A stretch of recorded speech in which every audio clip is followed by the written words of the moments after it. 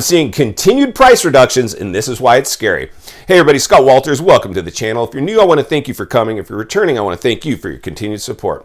As a licensed realtor right here in the USA who's an investor and a landlord, I've been in the twilight zone when it comes to working in real estate. It has been complete euphoria through the roof in an artificially created housing bubble due to government stimulus and stimulus programs. They've created a runaway train and they do not know how to bring it back to the station. We are in uncharted territory. The dust needs to settle. We need to pay the piper. So before we get into this red hot topic, I am going to politely ask you to give the video a like, subscribe to the channel, leave a comment below. I would absolutely love to hear from you. Please watch to the end for what should be my final thought and hit the bell icon so you're notified when new videos are released. It's very important to stay close to the channel in these times. All right, folks, let's get into it. I have a hard time getting through my introduction sometimes because the insanity that has become the real estate market is almost at times you just gotta laugh. It is so it's one of those emotional reflexes we have when we see things that are so bizarre. We almost have to laugh because right now, folks, make no mistake about it, fact is stranger than fiction. And one of the reasons I continue to sound the alarm right now as a realtor, as a salesman, as a career salesman, as a longtime salesman, as a salesman that knows the psychology of sales and how the social structure of how we work socially, it's just so crazy to me, right? And again, thank you for the comments, you guys. I see a lot of your comments, and there's a great divide on this subject. I don't get much hate on my channel, but I do get opposition for sure, and that's okay. I mean, I love it. I really do, because without that, we can't keep ourselves sharp. For me, folks, one of the things I gotta sound this alarm here today is because we've seen a market shift. Now, I've only been coming to YouTube for a couple months, and I'm a salesman, and I used to be producing bubblegum content, grandstanding, promoting myself as a realtor. I finally got to the point where I just said, God, this is so abnormal. And for me, it's so clear why we're in an abnormal market. And it's kind of shocking to me at times to see people that don't understand that they think that this is a normal market. And we have to, before we can talk about what the market's doing, what it will continue to do, and what it's ultimately could result from it, we've got to understand how we got here. And how we got here, folks, was of course the pandemic. The pandemic shut us down, and we were at risk of a massive collapse. And so what the government did, of course, is they started sending out stimulus checks to everybody in America. Go spend. We got to keep this economy running. So we've injected all this funny money into the markets, propping it up. And what, as a result, kind of off topic, we've squashed the mom and pops, and this has all gone to the already rich big retailers, right? Because they were able to stay open where the small businesses got squashed. And so one of the things we have to understand, folks, when they dropped the interest rates for mortgages and made realtors essential workers, the only reason they did that is to keep the economy from crashing. When they gave free money and put it in all our pockets, and now we can be armchair investors from our phone, we propped up the stock market. The stock market would have crashed had it not been for stimulus. It's pumped up right now because of stimulus money. I really hope you see that. Housing market is completely propped up by stimulus measures and stimulus programs and stimulus money. Without the stimulus programs we had, the housing market would have crashed. That's why I continue to say in my videos, we need the dust to settle. We need to pay the piper. We will not know how these markets will have reacted until stimulus stops. And those times are drawing very near. And that's for me, folks. Again, listen, I'm a salesman. I'm a salesman who makes income. And I came to real estate because I've sold many things, products, services, you name it. I'm a longtime salesman. I came to real estate because it was the biggest pinnacle of a sales career. That was where you could make the most money as a salesman.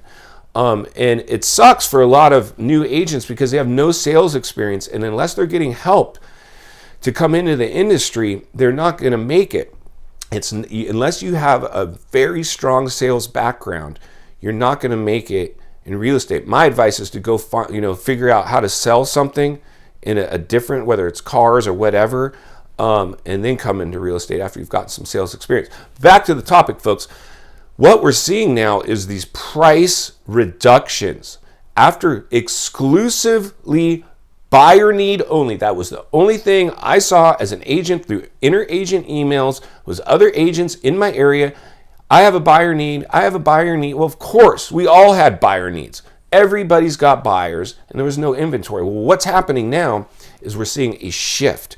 We're seeing a shift because buyers have dropped out. They're like, not going to pay those prices, waiting on the sidelines. I hope I helped a little bit. I know I've read some of your comments where people have said, hey, thank you.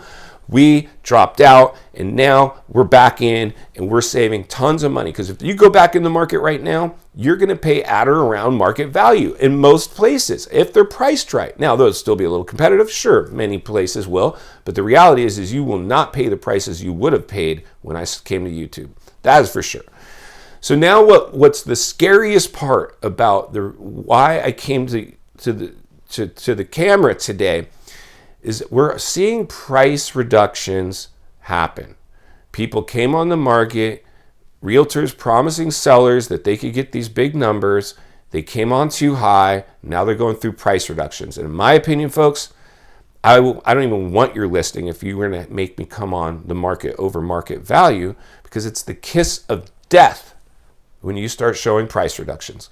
When I see somebody going through price reductions, I say this person is in big trouble because it's the kiss of death. It just shows that you came on the market too high and now you're going through price reductions. And as an agent, if you're my buyer and we're shopping, this property is going through price reductions, let's go ahead and submit a low offer and see if we can get them into negotiations. It's the kiss of death, folks. You don't want to show price reductions. You're better off coming on the market under market value than over market value. And any time you see price reductions, that's what happened. So this is what's so scary about the price reductions that we're seeing, folks, in final thoughts. Clear market shift from buyer needs to price reductions and new inventory coming on the market and properties staying on the market longer. It's a market shift. And the fiscal cliffs, the stimulus programs haven't even ended yet. There's chatter of them ending. Eviction bans have ended in most states, but people aren't out on the streets yet. That's the scariest part, is this could really spike our homeless population because people get thrown out and they can't re-rent. And they mismanaged their finances because they were playing with funny money. The government really created a bad situation for society, in my opinion. Because this, again, folks, I always say this, the amount and numbers of people in mortgage forbearance and eviction bans couldn't landslide the market in itself. It could, but it might not. But the social unrest, when homeless and shelters, if they start seeing this increase, oh my God, folks, we really got to track and monitor what's going to happen right now. Whew, it is craziness to me. I understand we got to look at our social structure, society, the psychology of people, sales in terms of why we go out and buy at the height and the fear of missing out. I mean, these are all real live scenarios that are going on. So why it's so scary right now when we're seeing price reductions in a euphoric, propped up market. We are propped up through stimulus. If there was no stimulus programs, we would not be in the market we're in right now. It's as simple as that. I really hope you see that. I really hope you see, without the amount of stimulus spending and stimulus measures and interest rate drops, it would have never created the market we're currently dealing with. And those programs have to stop. We have to pay the piper. The dust needs to settle, and they're going to stop. And we're already seeing price reductions before they've stopped. The only thing we've done so far is removed eviction bans. And it's going to take months for landlords to get tenants out and months for them to get realtors and get their properties ready to go to market. And we're already seeing what's going to happen. And final thoughts, tell me in the comments below. Drop them in. I want to know what you think's going to happen when unemployment benefits end and people have no money to pay their bills and they're scrambling for work potentially. When foreclosures are allowed to happen again. Coming up, folks. The banks are going to start going to market with distressed properties. They're going to start offloading this stuff. And landlords decide they want to be done with tell me in the comments below, do you think that will have any effect on the markets? How could it not? How could it not? Folks, right now is the time to play it safe. Don't gamble in the markets right now. If you are very, very wealthy and insulated, fine. I get it. If you're not, don't gamble in this market. Please, folks, let's let these fiscal cliffs end and watch what it does to the market to see, and I hate to say it, if we can survive it. Because that's what it's going to come down to, folks. It's going to come back down to seeing, now again, mainstream media, the government, the Fed, they want to tell us things like this is transitory and we're going to, the hyper, it's crazy. You think they don't understand the nature of what they've created? They've pushed these programs so far out. Remember when we first got locked down?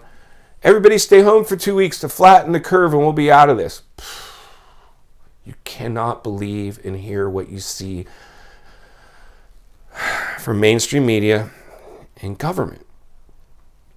You can't, folks. You have to be a realist in these times. Again, I always say, hope for the best, prepare for the worst. It's usually somewhere in the middle. We're not going to come out of this thing without paying the piper.